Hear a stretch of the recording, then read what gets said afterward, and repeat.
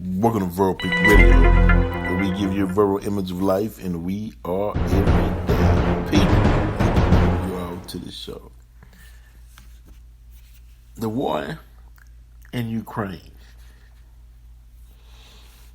reached a point that I never think would happen. It never crossed my mind, and it's a wonder to me.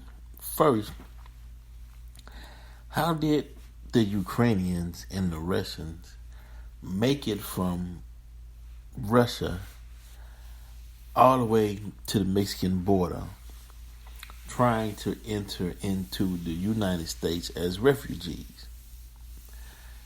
And then another thing that's pondering my mind is I don't see any border patrol on horseback with the leather strap reins of the horse hitting any of the Ukrainians or the Russians in the back or chasing them down as wild animals. I don't see the border patrol yelling and screaming at these Ukrainians and these Russians like they did the Haitians, who was also refugees fleeing from war in their country, violence and brutality in Haiti. So they were seeking refuge in the Americas, coming through Mexico. And you wonder why people say, yes, there's systemic racism still showing its ugly head in the Americas. Wow. Now look, it says, stuck at Mexico's border, anti-war Russians sweat their futures as Ukrainians enter the U.S. Now, they're letting the Ukrainians in, and they're blocking the Russians from coming in. But even that is controversial within itself, because they still treating the Russians with respect. They're not putting the Russians and their children in cages. They're not separating the Russians from their families. They're not riding on horseback terrorizing the Ukrainians and the Russians. They're treating them as if they already are American citizens. Tijuana, Mexico, March 19th. This is Reuters. Russia's trying to enter the United States at the Mexican border are frustrated they are not getting in like Ukrainians are, despite leaving their homeland over the invasion of Ukraine. These are Russians protesting. I'm leaving Russia because I disagree with the war, and I disagree with what Putin's doing. So, in solidarity and support for the Ukrainians, I'm out of here. Right? No good deed goes unpunished. U.S. officials have let dozens of Ukrainians through this week, but Russians remain in limbo, prompting some to camp on the pavement alongside a barbed wire border fence, defying warnings from Mexican authorities to leave. Now, the Mexican authorities saying, hey, I got to get out of here. I just can't sleep and, just can't just hang out in Mexico. You're going to have to make a decision. Arona Zelana, a math teacher who left Moscow with her 4 children and her daughter's boyfriend, burst into tears when a U.S. border agent on Thursday took one look at her stack of Russian passports and shook his head, saying they would have to wait soon after officials ushered in 6 Ukrainian men. There are so many years of fear that we're living in. It's awful inside Russia, too, she told Reuters in the Mexican border city of Tijuana, opposite San Diego, California. Zolkina showed Reuters a BBC video of her arrest for attending an anti-war protest on February 24th, the day Russia invaded Ukraine in what the Kremlin calls a special military operation the Western allies have denounced. She was released a few hours later and left Russia with her children the following week, she said, passing through Tashkent and Istanbul before reaching the Mexican border resort of Cancun, a common jumping off point for Russians heading to the U.S. border. Okay, so we know the direction they'll take. They go to Cancun, right? They go through Tashkent and Istanbul, Turkey, before reaching the Mexican beach resort of Cancun, a common jumping off point for Russians headed to the U.S. border.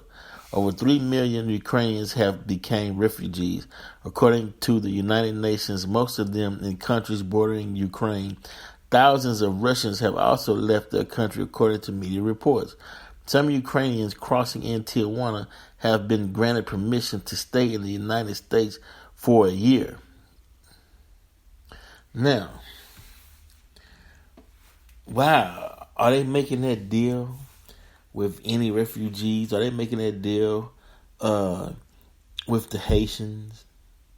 You know, are they making a deal with people coming from Panama or South America trying to escape Venezuela, trying to escape countries where the gangs are high and family members are getting killed and they seeking refuge because they want to escape the violence? Or are they showing the Ukrainians some special treatment? We'll see. When asked on Thursday about Ukrainians and Russians at the border, U.S. Homeland Security Secretary Alejandro Mayorkas said the government was helping people fleeing Ukraine and that other programs were being considered to expand humanitarian aid. The U.S.-Mexican border has been closed to most asylum seekers under a coronavirus pandemic policy. The Department of Homeland Security spokesperson asked about current policy towards Russians, said the agency makes exception to the order on a case-by-case basis for particularly vulnerable individuals. Unfair, a couple of dozen other Russians have for several days wrapped themselves in thick blankets to sleep feet from the border wall, hoping U.S. officials will hear their pleas for protection. It's unfair that we can't get in, said Mark, 32, a restaurant manager who came from Moscow with his wife, flying to Mexico via Turkey and Germany in early March. Both were arrested for 3 days last year after protesting in support of jailed opposition leader Alexei Navalny, said Mark, who asked to withhold his last name. He said going back to Russia was not an option after new legislation that imposes up to 15 years in jail for actions found to discredit Russia's army. This is our decision to be here and wait on the floor, Mark said, seated on a blanket while watching hundreds of tourists and U.S. citizens enter San Diego. If we leave this place, everyone will forget about this problem immediately. Wow. In Tijuana last week, Mexican officials handed out flyers in Russian listing nearby migrant shelters and a letter saying Russians can request asylum but should not camp at the busy border.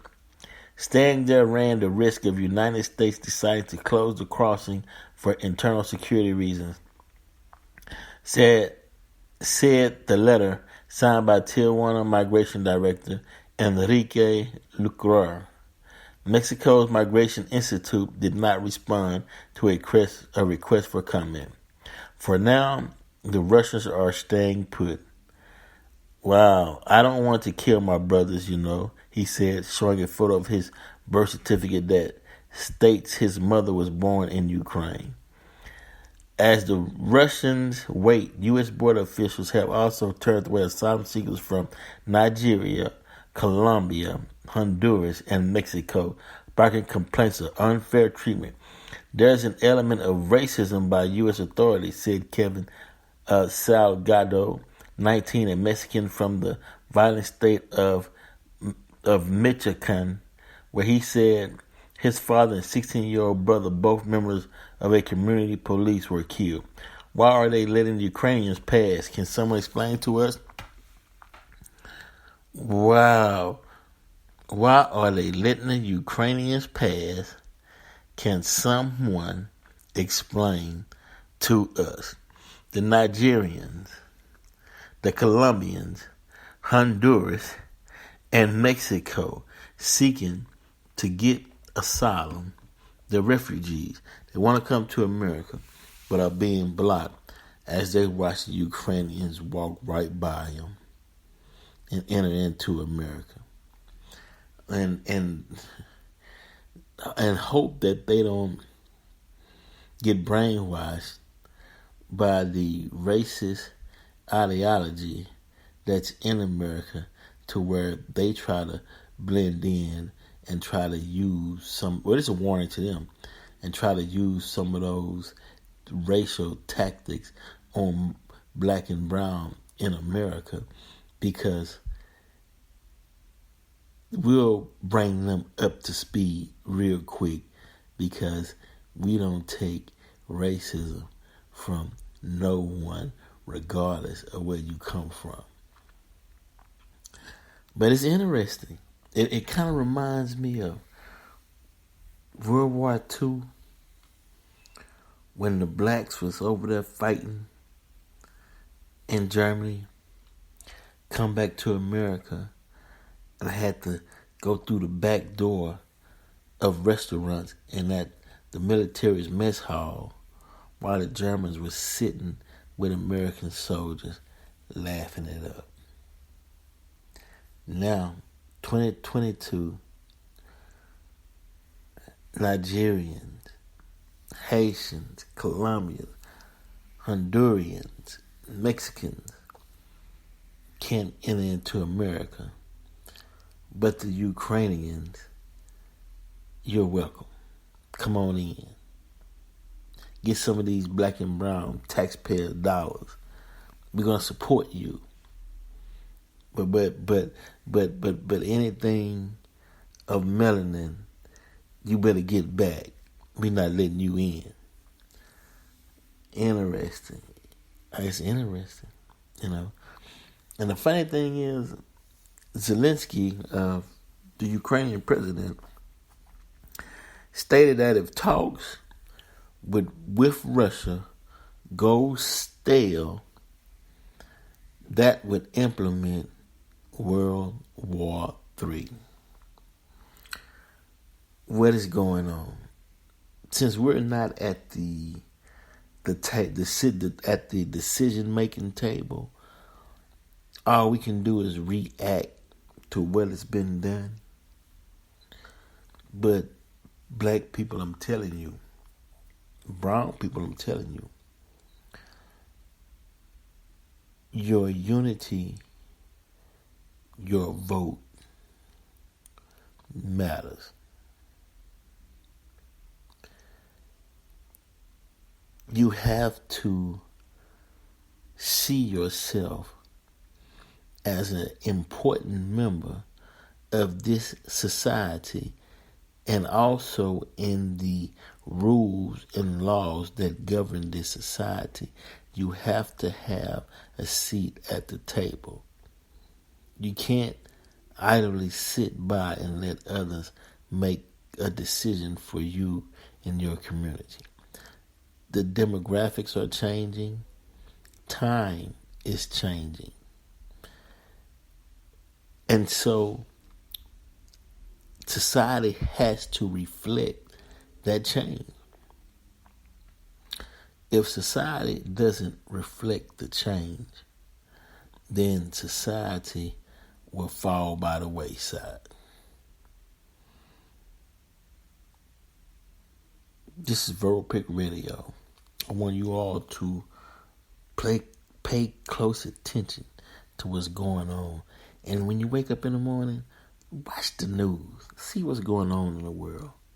Right? And then look at your life and see how your life is in step or in tune with what's going on in the world. Verbal Pick Radio, we're out. Reminding y'all to like and subscribe. Verbal Pick Radio on YouTube. Check us out on IG. we'll keep bringing you more serious and real content. Like to thank Bishop Tim Thompson, Pastor B and the Truth for coming out and displaying their talent and performing for us at the first youth revival we had over the weekend. World Pick Radio, we're out.